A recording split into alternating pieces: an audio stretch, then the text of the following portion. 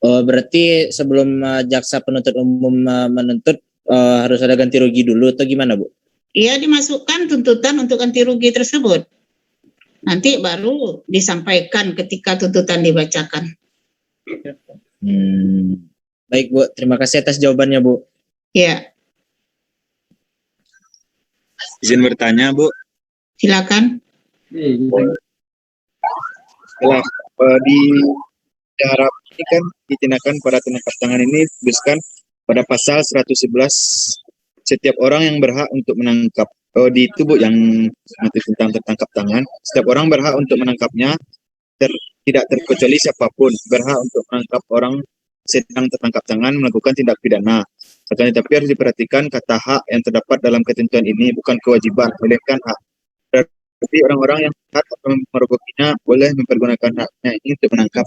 Nah, yang menjadi pertanyaan dari Dika itu, Bu, untuk menangkap, apabila kita menggunakan hak kita untuk menangkap yang tertangkap tangan ini, Bu, itu ada prosedur penangkapannya apa gimana, Bu? Atau kalau seperti sekarang kan ada orang yang ya, setelah Anda pamannya ketahuan, Anda melihat ada anak sedang mengambil punya orang lain, Anda tangkap dan nanti Anda serahkan kepada penyidik.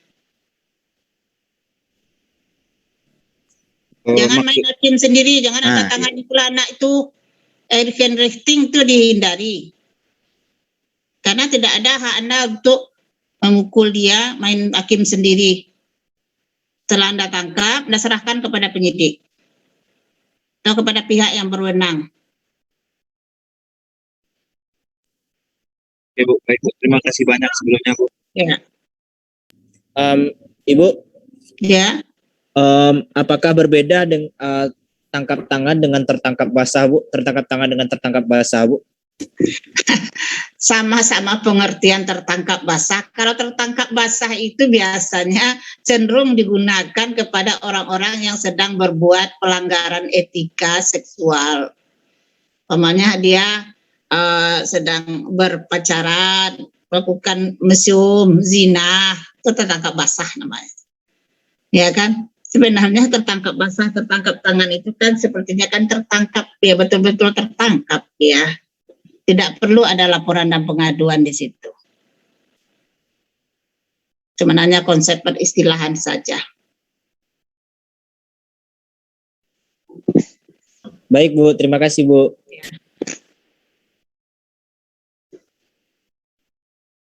Ada lagi, silakan. Saya, Bu. Mungkin pertanyaan saya agak melenceng, tapi masih ada hubungannya dengan alat bukti ini, Bu. Kan waktu minggu pertama kuliah kan Ibu ada bilang misalnya kalau alat bukti itu tidak ada, semati-mati angin kan pakai sumpah kan, Bu. Disumpah. Barusan saya baca, Bu, di internet kalau ini terkait tentang itu, Bu, orang ateis, Bu. Nggak ada peraturan di Indonesia yang secara tegas secara tegas melarang dan memberikan sanksi pada orang ateis. Tapi kan konsekuensinya orang-orang ateis ini nggak bisa mendapatkan hak-haknya seperti ngurus KTP lah, pernikahan lah. Nah, jadi misalnya kalau orang ateis ini melaporkan suatu tindakan, melaporkan suatu tindak pidana kan, Bu, tapi nggak ada alat bukti yang bisa dia berikan, itu dia bersumpah atas gimana tuh, Bu? Kalau melaporkan satu tindak pidana tentu kita harus itu tadi itu dugaan awal itu kan minimal aturan kita 183. Kalau di luar itu ya nggak bisa. Minimal 183. Ya, baru dia itu buat dugaan kuat dugaan awal itu. 183 kuhap. Minimal 2 alat bukti. Kalau 1 alat bukti bukan alat bukti. Ya kan? Kecuali undang-undang pidana khusus, undang TPPO, perdagangan orang. Keterangan satu orang saksi dari korban saja itu 1 alat bukti sudah bisa diproses. Kalau seorang mau memberikan laporan atau pengaduan, setidak-tidaknya ada 2 alat bukti minimal. Apapun agama dia sebagai melaporkan itu terserah haknya dia sebagai warga negara, tapi yang jelas warga negara Indonesia tidak ada yang ateis.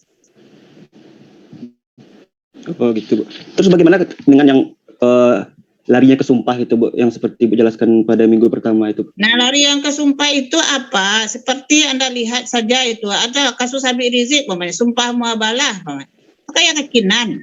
Mau atau tidaknya diangkat oleh seorang hakim atau diterima atau seorang hakim itu terserah. Nah, penting keyakinan dia sebagai agamanya, ya.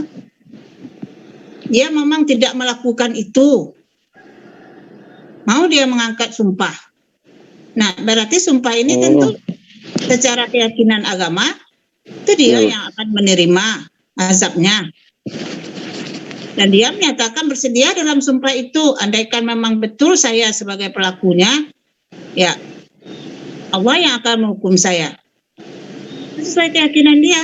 Mungkin lambat laun atau hari itu juga bisa dibuktikan sumpahnya itu, kalau memang Allah memberikan sumpah kan sesuai keyakinan. Iya Bu.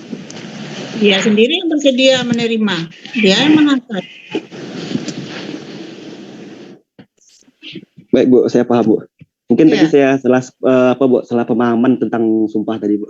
Iya, Terima kasih Bu. ya.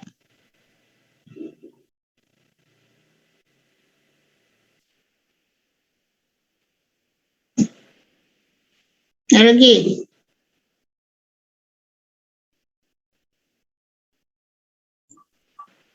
Bu, izin bertanya Bu. Ya, Tapi ini mungkin berandai-andai ya Bu. berandai-andai banget, Bu. Awak Seandainya seperti ini Bu. Polisi sedang mengejar seorang bandar narkoba gitu Bu. Tapi pas dalam pengejaran itu bandar tersebut ngebuang barang buktinya Bu. Dan dalam pengejaran tersebut seorang bandar ini tertabrak dan terkena amnesia Bu. Apakah bandar tersebut masih bisa dipidana atau gimana Bu dengan barang bukti yang ada? kalau memang ada dugaan dan diketahui dia membuang barang bukti, di mana dia buang, dan kemudian amnesianya ini kan tidak boleh, tidak mungkin pula bisa serta-merta langsung dia amnesia. Kan diperiksa dulu. Benar tidaknya dia amnesia, supaya dia lupa-lupa ingatan di mana barang bukti dia buang, supaya diketahui. Itu kan punya proses pemeriksaan. Oke, Bu. Makanya jangan berandai-andai. Kalau menurut saya itu pasti-pasti aja. Siap. Jangan berandai-andai.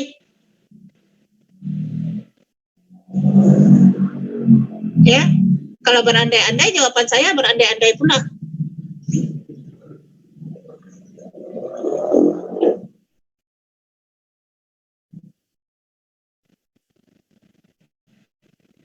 Paham itu? Paham Bu. Semua itu ada alur dan prosesnya. Seorang itu kadangkala sudah membunuh atau sebelum membunuh dia minum dulu. Minum dia, ya setelah dia mabuk. Nah, kan kalau orang mabuk, orang tidak luar kesadaran kan tidak dapat dimintakan pertanggungjawaban kalau dia seolah-olah gila. Nah, gila atau tidaknya dia ini bagaimana? Kan diperiksa dulu psikiater. Kalau mau membunuh dia pura-pura gila dulu, itu tidak mungkin. Ya. Sementara meminum minuman keras pun itu sudah ada aturan yang dia langgar. Kalau memang ketahuan demikian itu kan sangat memberatkan bagi dia. Melanggar aturan banyak-banyak. Jadi pemberatan pidana buat dia itu. Minuman keras dilarang, ancamannya ada, membunuh dilarang, ancamannya ada. Nah, carilah yang terberat tambah sepertiga. Tentu bertambahlah pidananya dia. Nah, apa lagi? Bu, izin bertanya, Bu. Silakan. Ketika ada seorang saksi yang memberikan keterangan palsu Ya. dan tidak didasari oleh alat bukti, Ya. maka akibat hukumnya kan terdakwa dibebaskan, Bu. Ya. Jadi selain dosa yang ditanggung oleh saksi tersebut atas keterangan palsunya, apakah ada sanksi hukum yang didapatnya atas keterangan palsu tersebut, Bu? Ada. Diancam pidana loh. Memberi keterangan palsu. Baca KUHP.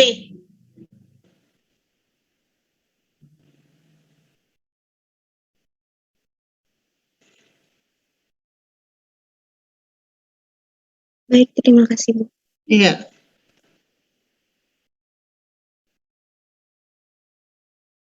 Silakan, yang lain. Sampai dengan materi kuliah kita tadi, Anda sudah paham itu, penyidikan, dan segala macam. Ini kuliah yang ketiga, besok kita masuk lagi kepada pemberkasan dalam hal kita masuk penyerahan berkas perkara kepada penuntut umum. Dalam pra penuntutan, bolak-baliknya perkara daripada penyidik kepada penuntut umum, dan dikeluarkannya P21, P19, berkas di perkara, belum selesai bukti yang cukup, ya berdasarkan bukti yang cukup untuk dilimpahkan kepada penuntut umum. Nah, terjadilah bolak-balik perkara yang kita kenal dengan pra penuntutan. Nah, di situ ada keinginan untuk memberkas perkara, melengkapinya berdasarkan dibalikkannya. Kalau tidak juga 3 kali bolak-balik perkara, maka dikeluarkan SP3, surat perintah penghentian penyidikan oleh jaksa penuntut umum kepada polisi. Makanya seorang penyidik, ya, kalau dia mau melakukan berkas perkara untuk jadikan P21, dianggap itu lengkap. Nah, lihat perkap nanti. Nah, kemudian lagi dia harus tahu itu, ya, bagaimana sudah cukup atau tidak. Nah, barang buktinya ada, alat buktinya ada, sudah cukup apa tidak. Nah, kalau belum cukup juga disempurnakan, balik lagi. Kalau tidak 3 kali berturut-turut, nah, dihentikan penyidikan. Ya, makanya dia melakukan gelar perkara. Kalau belum juga rasanya dalam gelar perkara ini untuk dia limpahkan, sebelumnya melengkapi bukti-buktinya dia minta keterangan ahli. Ya, minta keterangan ahli dia tuh. Biasanya penyidik tersebut untuk menguatkan dasar-dasar yang dia gunakan, pasal-pasal yang dia gunakan dalam suatu tindak pidana yang akan diberkas dalam pemberkasan sehingga berkas penyidik itu sempurna diterima oleh penuntut umum. Ya, untuk dilakukan penuntutan maka keluar P21. Itu dia. Ya, besok kita masuk dalam penuntutan lagi dan masuk pembuktian dalam persidangan, dilimpahkan oleh jaksa kepada pengadilan supaya nanti menunjuk pengadilannya sesuai dengan kewenangan pengadilan. Kita belajar dulu kewenangan pengadilannya itu ada kewenangan absolut, ada relatif. Ya, kompetensi mengadili suatu pengadilan itu ya terkait dengan apa? Kalau absolut apa? Perkaranya perkara umum dimasukkan di pengadilan agama. Itu tidak berwenang itu. Pengadilan agama mengadili. Nah, kemudian apa? Wilayah, ya, lokus dan tempus deliktinya. Kalau itu perkaranya di perkara yang berhak mengadili adalah sesuai dengan lokusnya di Pariaman, lalu dimasukkan di Bukit Tinggi, itu relatif itu. Tidak bisa ada Bukit Tinggi mengadili itu. Nanti di eksepsi itu diterima, tolak. Ya, nah itu dia. Belajarlah itu, bacalah ya Rahab tentang kewenangan mengadili. Ya, jadi itu tugas saudara, baca itu kewenangan pengadilan yang mengadili. Sekaligus nanti kita masuk kepada pra peradilan. Ya, sebelum dakwaan dibacakan, kita akan masuk pra peradilan. Yaitu gugatkan untuk sah atau tidaknya suatu perkara itu disidangkan. Karena salah tangkap, salah tahan, salah penetapan si tersangkanya. Itu kewajiban Anda membaca ya Rahab. Ya, besok saya minta laporan saudara dan bagaimana saudara bisa memberikan laporan dan bisa saudara meliput kepada saya melalui bacaan yang saudara peroleh sampai kita masuk nanti kepada pembuktian di pengadilan. Sebelumnya kita akan lihat kewenangan pengadilan dan itu adanya pra peradilan. Nah, baca yang 2 itu. Ya, kompetensi mengadili oleh pengadilan dan pra peradilan. Tolong dibaca, ya. Kalau itu tidak jelas karena Anda sudah membaca, saya sudah pedoman saja kepada buku Yaya Rahab dan juga buku yang lain mungkin saudara punya dibentengi oleh KUHP Ya. Nah, kalau tidak jelas nanti bertanya kepada saya. Begitu saja seterusnya. Kan kuliah Fakultas Hukum itu membaca nanti saya terangkan, tidak jelas bagi saudara saya terangkan sambil saya menerangkan, Anda bisa bertanya, sambil Anda bertanya saya juga akan menjelaskan sejelas-jelasnya. Ya. Jadi merdekalah saudara belajar itu. Ya. Sesuai dengan keinginan kampus merdeka, mahasiswa itu harus belajar merdeka. Mungkin dia lihat, Bu, di situ ada begitu, Bu. Kasus ini seperti ini, Bu, seperti ini, Bu. Nah, berarti mahasiswa itu belajar. Lebih aktif dia, lebih tahu dia persoalan-persoalan yang terjadi, bagaimana yang fakta sesungguhnya di lapangan, dan bagaimana sesungguhnya menurut ilmu itu sendiri yang kita pelajari dalam teori di Fakultas Hukum ini. Itu maksudnya. Jadi, merugi benar kalau saudara-saudara ada kelas lain yang dosennya tidak pernah Zoom dan menerangkan, ya, dan tidak pernah, jadi mahasiswa itu ya saya nggak tahu apa jadinya. Ya, bagi saya terbuka besar kesempatan. Saya puas-puasa masing-masing saudara itu punya pertanyaan. Karena kita fokus grup diskusi saja kita. Ya. Jadi membuat mahasiswa itu lebih kreatif, inovatif, ya kan? Dan tahu dia bagaimana sesungguhnya. Karena nanti pada praktek peradilan pidana kita akan menerapkan apa yang kita dapatkan sekarang. Nanti Anda akan berposisi sebagai hakim ketua, berposisi sebagai jaksa penuntut umum, berposisi sebagai pengacara. Nanti pakailah baju toga itu, ya, di peradilan semua. Nah, saya mengajar praktek peradilan, saya minta dia kepada Niadun. Saya nggak mau nunjuk-nunjuk. Sekarang satu kelompok 10 orang, saya minta siapa yang berbakat untuk jadi hakim. Nah, nunjuk mereka. Saya posisikan dia langsung jabatannya itu. Siapa yang berbakat jadi jaksa? Saya bilang. Nah, menunjuk posisi Anda JPU. Siapa yang berbakat jadi pengacara? Nah, itu saya utamakan dulu. Setelah itu kalau diam aja melulu, ya sudahlah. Saya tunjuk saja lagi. Ya, saya mencoba memposisikan mereka sesuai dengan apa selama 3 tahun dia di Fakultas Hukum belum ada satupun mendarah daging bagi dia apa maunya jadinya dia besok. Ya, apa dia mau jadi notaris, apa dia jadi pengusaha, apa dia menjadi kerja di BUMN, apa dia jadi jaksa, apa dia jadi hakim. Masa dia nggak bisa? Belum ada terbayang di dirinya mau jadi apa sesungguhnya. Mau kemana dia setelah tamat Fakultas Hukum. Masa tidak ada terbayang bagi dia selama dia belajar. Masa dia tidak ada tertarik dengan mata kuliah tertentu yang sudah dia ikuti. Ya, nah jadi itu dia nanti. Ada lagi pertanyaan? Kalau tidak ada, ya kita Masih serahkan. ada, Bu. Silakan. Boleh.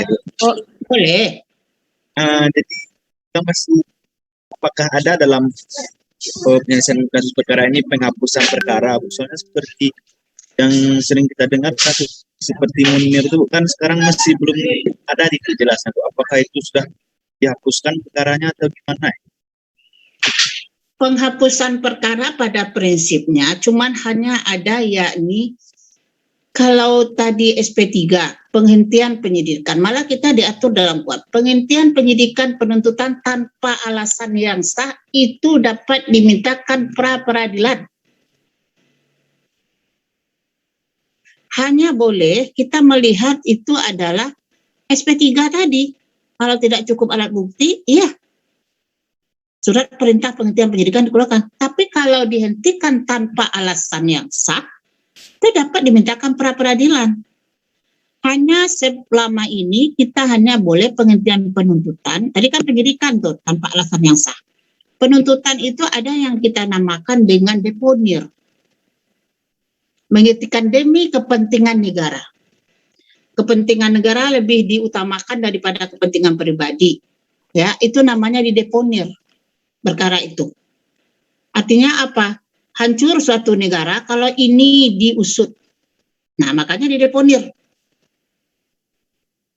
Nah, itu boleh. Ya. Nah, itu jadi tergantung kepada penilaian nanti, memangkah ini masuk deponir kah atau masuk tidak kah? Ya, tergantung kepada kepentingan negara yang lebih besar. Pamannya dulu kasus Pertamina Ahmad Tahir. Ahmad Tahir ini sangat berjasa sekali kepada bangsa Indonesia, di mana pertama Pertamina itu memang dari tangan dialah mulainya bergerak tumbuh segala macam. Mungkin ada kesalahan sedikit-sedikit atau apa melibatkan dia dan segala macam, maka itu dideponir saja, nggak digubris, ya, nggak dilanjutkan perkara dia. Itu namanya dideponir demi kepentingan negara. Kalau digugat, kalau diproses anak tahir, itu Indonesia akan rugi karena dia orang yang memegang peran penting dalam Pertamina itu. Nah, itu salah satu contoh. Atau mungkin yang lain-lain juga nanti banyak, ya. Sudah. Makasih banyak ya, Bu. Ya, silakan. Saya memang minta mahasiswa itu paham dan sepaham-pahamnya. Jangan ada yang diam saja. Kita kampus merdeka sekarang. Udah berubah pola kita belajar kuliah itu. Ya. Saya tidak pernah marah kalau mahasiswa bertanya. Malah saya wajibkan kamu harus punya. Kalau enggak punya kamu pertanyaan. Nah, udahlah nilai kamu jelek. Nah, saya bilang begitu. Sehingga dia berupaya dia untuk berusaha bagaimana dia memahami mata kuliah itu dengan baik. Ya. Beruntung saudara ketika ada dosen yang memberi kesempatan untuk koreklah ilmu dari dia. Ya. Jangan kuliah itu hanya semata-mata mencari nilai. Tapi kuliah itu adalah semata-mata mencari ilmu pengetahuan. Setelah Anda membaca banyak, nanti di rumah saya suruh baca buku ini, baca buku ini. Nah, Anda baca. Lalu Anda mendengar di TV ada kasus begini, membaca di koran, membaca di internet, ada faktanya begini-begini. Nah, kan itu kan bisa kita diskusikan dalam perkuliahan. Di mana salahnya?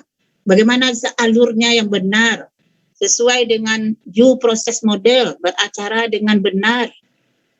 Ya, dalam hukum acara pidana itu. Nah, jadi itu dia. Habis, nggak ada lagi yang mau bertanya? Izin bertanya, Saya mau bertanya lagi, Bu. Ya. Saya, Bu. Silakan. Baik, Bu. Saya Tiara Maharani izin bertanya mengenai apabila seorang penyidik menangkap tersangka yang terduga melakukan tindak pidana, Bu. Namun orang tersebut melakukan perlawanan hingga membahayakan keselamatan penyidik. Nah, apabila terjadi seperti itu, bolehkah penyidik memiliki kewenangan untuk melumpuhkan tersangka, Bu? Contohnya kayak menembak bagian tubuh si tersangka, Bu. Terima kasih, Bu. Oke. Kalau terjadi perlawanan, ya kan, untuk melumpuhkan yang bersangkutan, karena memang dia juga membawa senjata umpamanya kan. Nah, atau bagaimana, itu harus ada aturan sesuai dengan instruksi daripada peraturan daripada angkatan kepolisian itu sendiri. Umpamanya ada perintah komandan, dia harus melapor dulu ke komandannya itu, ya kan? Ini agak gawat, genting, bagaimana komandan? Nah, sekarang kelumpuhan, apa aturannya? Ada aturannya. Apa yang harus dulu? Tembak ke atas. Ya, lakukan tembakan ke atas dulu untuk memberi peringatan. 1 kali, 2 kali dia tidak juga mau, tembak kakinya. Ya, jangan langsung tembak yang mematikan. Ada aturannya dalam penggunaan senjata api bagi aparat yang ditunjuk untuk bekerja menangani suatu perkara.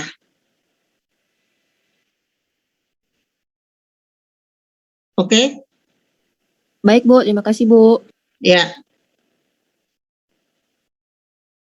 Ada lagi? Saya, Bu. Ya.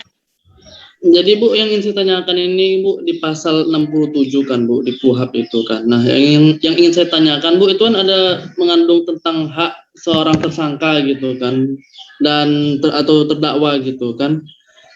Mereka kan diperbolehkan haknya untuk mengajukan banding kan. Berarti, Bu, yang ingin saya tanya, apakah mereka juga bisa memiliki berhak untuk mengajukan kasasi? Karena di sini tertulis hanya mengajukan banding, Bu. Nah, oke.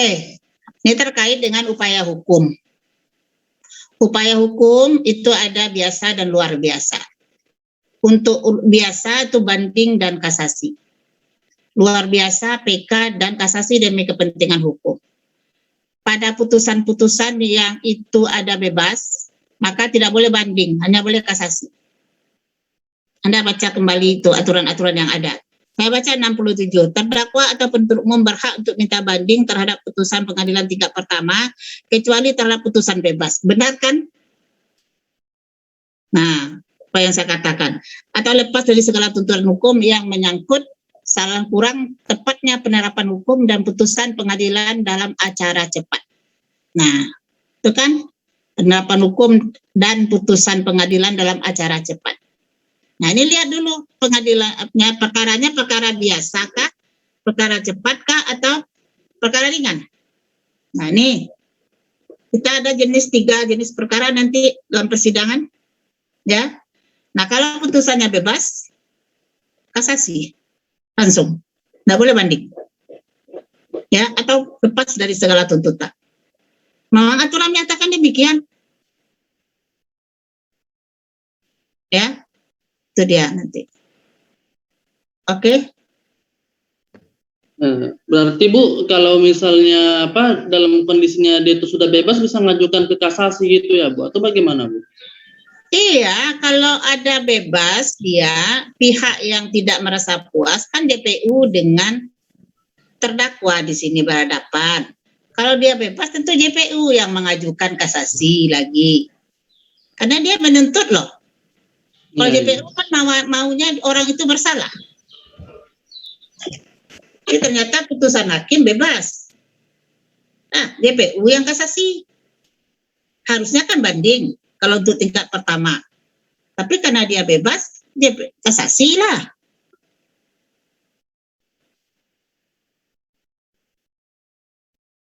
Paham tuh? Paham Bu, paham. Terima kasih. Ya. Habis? Kalau nggak ada lagi, kita selesaikan kuliah. Ya. Izin bertanya Bu, Ya.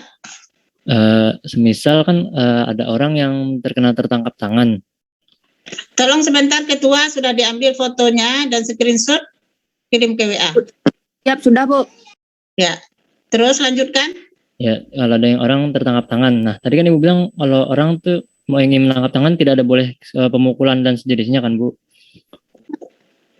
Hindari action resisting, kecuali dia itu melakukan perlawanan, tentu ada upaya-upaya yang dia lakukan.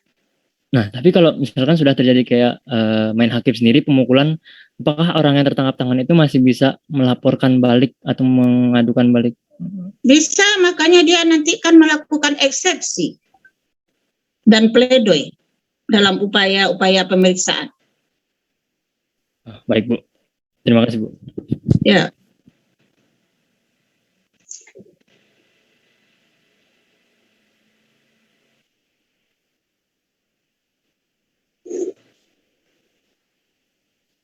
Ada lagi?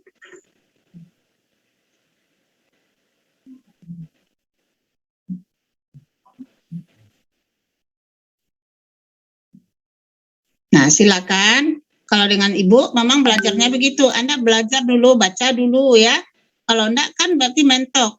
Enggak tahu Anda. Kalau saya cuma bercerita begitu saja supaya apa? Supaya saudara bebas untuk majukan.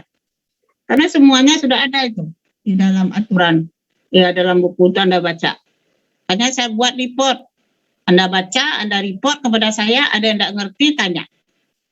Masih saya harus aktif. Karena saya sudah memberikan bukunya ini, bukannya harus baca, ya, report. Setiap pembaca itu di report. Makanya ada report tersendiri terhadap buku Yahya Harhab itu bagi saya. Ya, supaya mahasiswa lebih bebas dan merdeka dalam rangka ya belajar mandiri. Kalau nggak ada lagi, kita sudahi ya kuliah kita.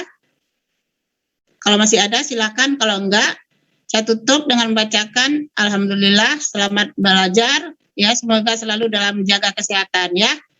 Sampai ketemu. Assalamualaikum. Waalaikumsalam warahmatullahi wabarakatuh. Waalaikumsalam warahmatullahi wabarakatuh. Terima kasih Bu. Terima kasih Bu.